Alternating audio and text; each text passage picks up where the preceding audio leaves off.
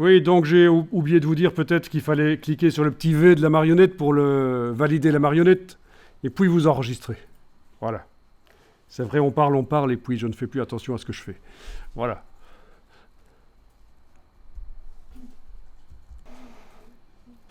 Alors, ce que je vous propose de faire maintenant, c'est mettre un effet spécial sur le calque du dessus pour donner de l'épaisseur.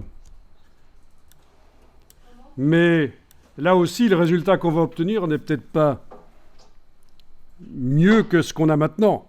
On va voir, on va tester. Alors voilà, le calque qui est activé, c'est celui du dessus.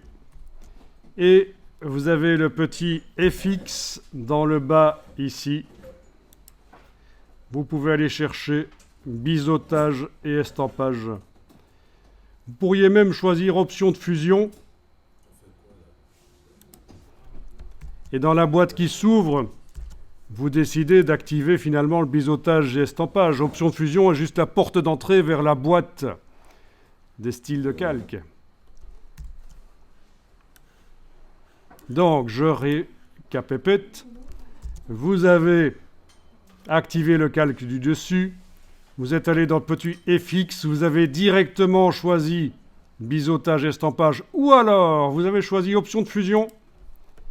Et dans la boîte, vous avez décidé que vous allez faire du biseautage et estampage. Et vous voyez déjà une petite épaisseur. Avec le curseur taille, profondeur, vous allez pouvoir modifier l'aspect et le flou aussi éventuellement.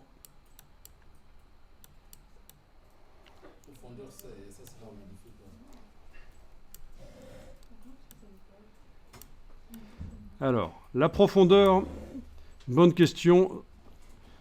Ce sera surtout utile, oui, à brûle pour point, là, difficile en effet de donner dans le cas ici la différence entre taille et profondeur. Quoi qu'il en soit, vous pouvez donc mettre votre effet, vous cliquez sur OK, et dans le calque, je veux dire sur le calque dans la palette des calques, on voit apparaître l'effet. On peut le désactiver avec l'œil.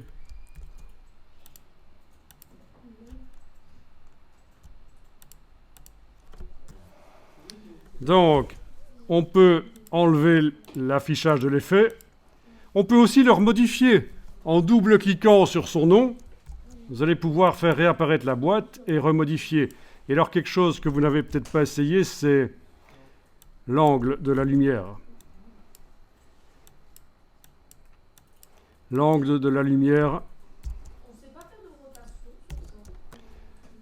Voilà. Et vous pouvez tester, mettre un effet plus ou moins important. À vous de voir, mais pas certain que ce soit très intéressant visuellement de nos jours. Le flat design, c'est pas mal. Alors, tu poses la question, comment tourner éventuellement? Ben, c'est par édition, transformation manuelle, donc le raccourci CTRL-T sur le PC. Sauf que, tout à l'heure, on a juste pris les poignées et bougé pour modifier la dimension, mais si on se met à l'extérieur, on a la double flèche qui va permettre de tourner. On se met n'importe où à l'extérieur et on clique et on bouge et ça permet de tourner. Voilà.